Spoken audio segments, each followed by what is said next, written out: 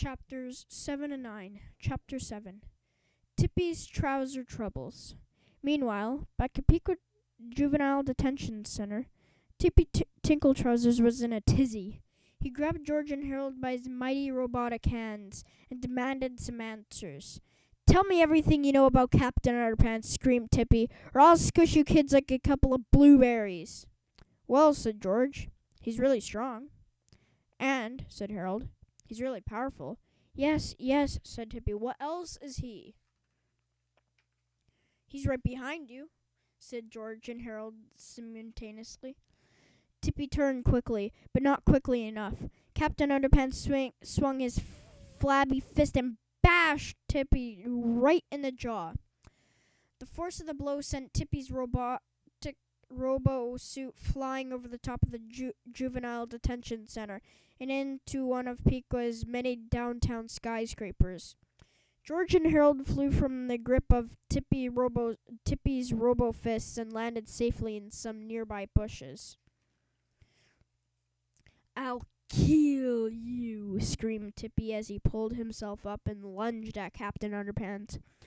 The chest panel of the robo suit flipped open and a brilliant burst of energy from the Freezy Beam 4000 shot out at the waistband warrior. But Captain Underpants was too quick. He zipped and zinged, expertly avoiding every frozen energy beam that burst from the belly of the beastly robo suit. "Oh, Tippy!" called Captain Underpants as he sat covily at a nearby skyscraper. "I'm up here." Tippy turned and quickly zapped his Freezy Beam 4000 at the skyscraper, covering it with a thick casing of ice. But Captain Underpants had been too fast. He'd zinged away just in time. Captain Underpants flew several blocks away to the swing set at the playground of Jerome Howard's elementary school. Robo Tippy ran after him. "Yoo-hoo! Tippy Tip!" Captain Underpants sang as he swung playfully from a swing. "Will you give me a push?"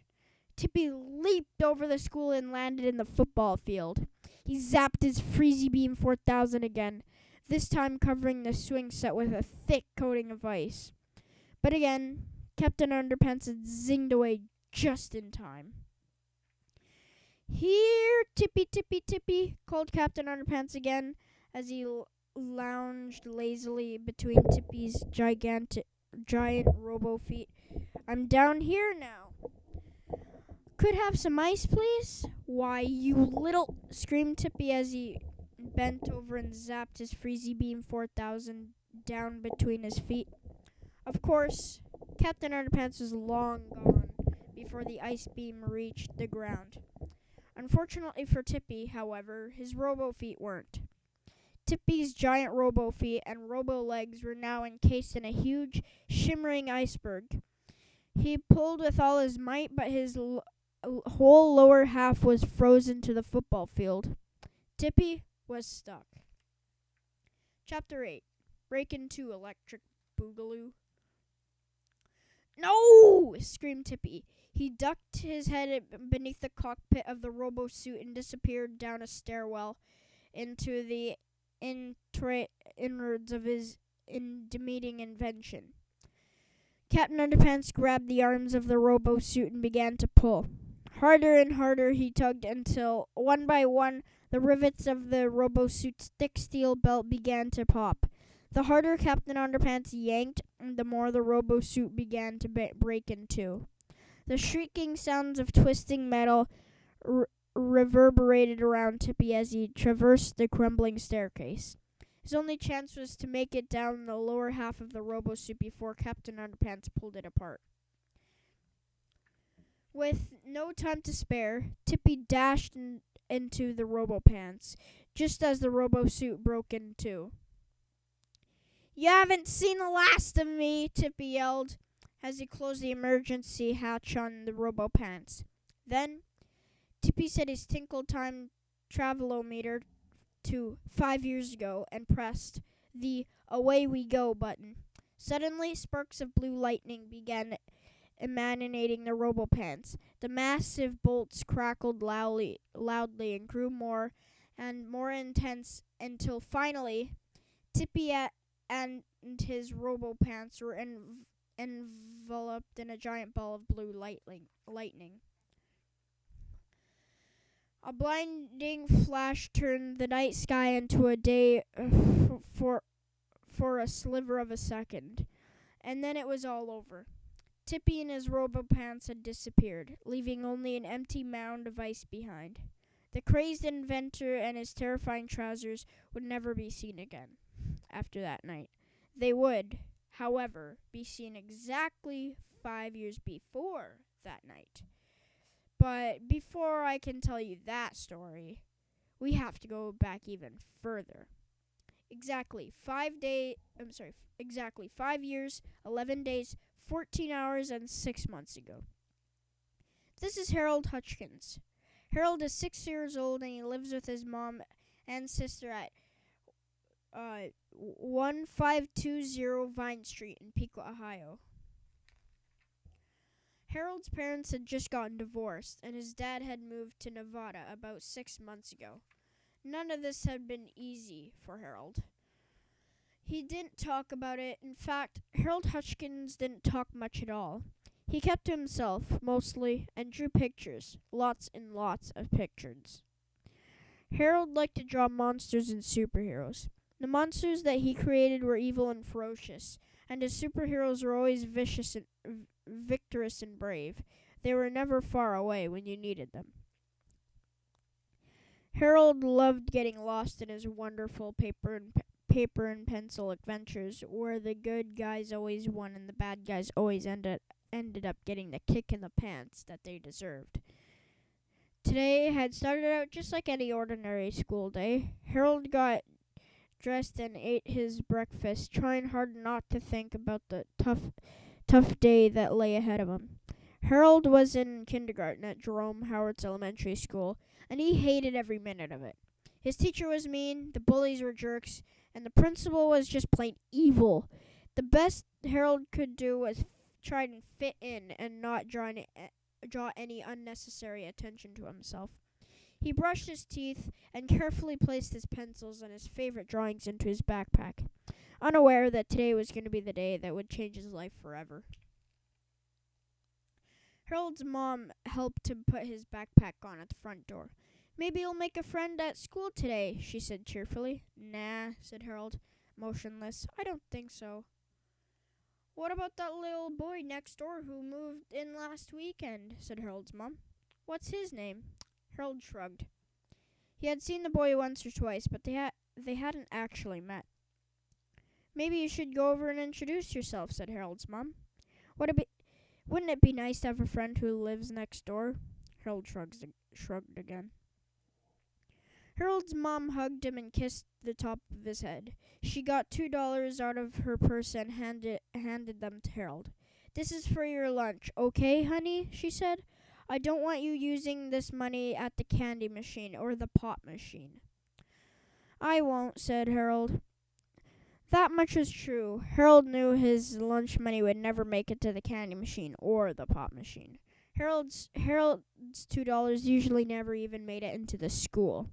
They were taken away by a 6th grade bully named Kipper. Kipper Krupp was the biggest and meanest kid at Jerome Howard's elementary school, and he was the captain of the wrestling team and the nephew of the school principal. So everybody treated him like royalty. Kipper's 3 creepy friends, Loogie, Bug, and Frankenstein, also got special treatment, and they all paraded up and down the school hallways like they owned the place. Every day, Kipper and his 3 friends stole lunch money from the kindergartners. Most of the kids just handed it over without question. It was a lot less trouble, and much less painful, than getting a wedgie or a punch in the stomach. Kipper Krupp loved to terrorize kindergartners, and there was nothing anybody could do about it. If Kipper ever got into a jam, all he had to do was call on his uncle, Principal Krupp.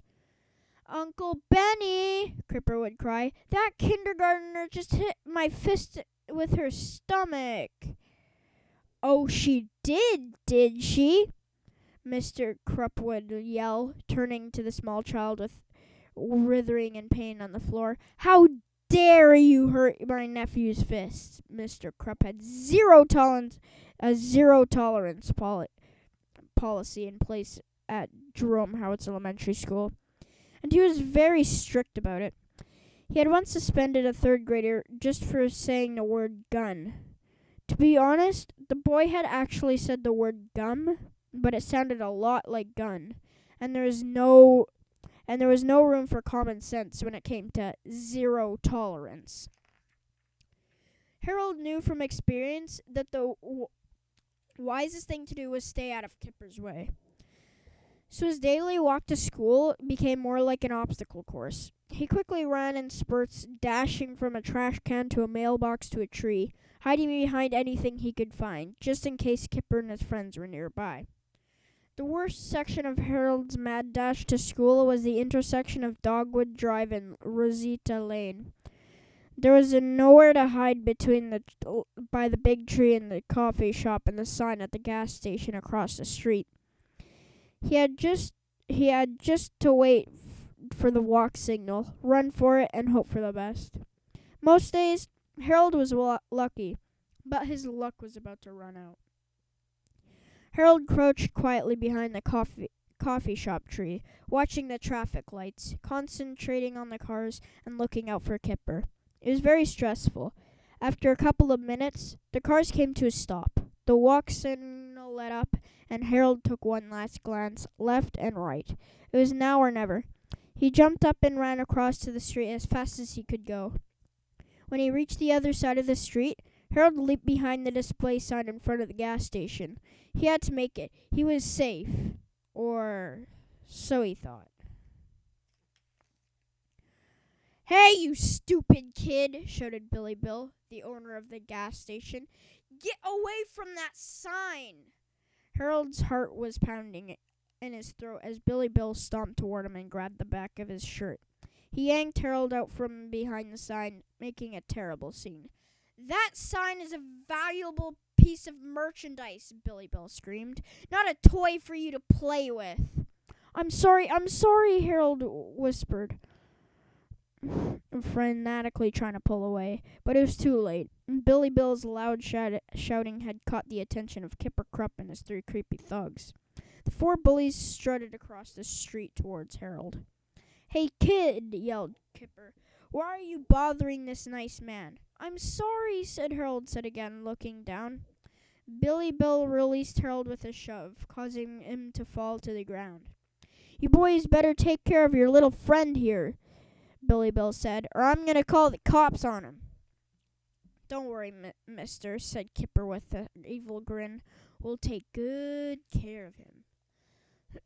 Kipper yanked Harold up by his arm while Loogie pulled on Harold's backpack open and started rummaging through it. "Hey, look! I found his lunch money," said Loogie. "Gimme it!" yelled Kipper. Loogie dutifully put the money into Kipper's moist, dirty hand. None of this behavior appeared to disturb Billy Bill at all. In fact, he seemed to enjoy watching it. "You gotta learn to stick up for yourself, boy," Billy Bill said to Harold, chuckling, "or people are gonna bully you your whole life."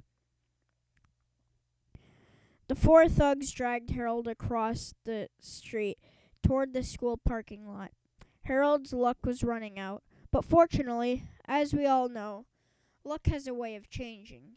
And Harold's bad luck was about to change in a very big way. And that's it for today. Thanks for listening. Bye.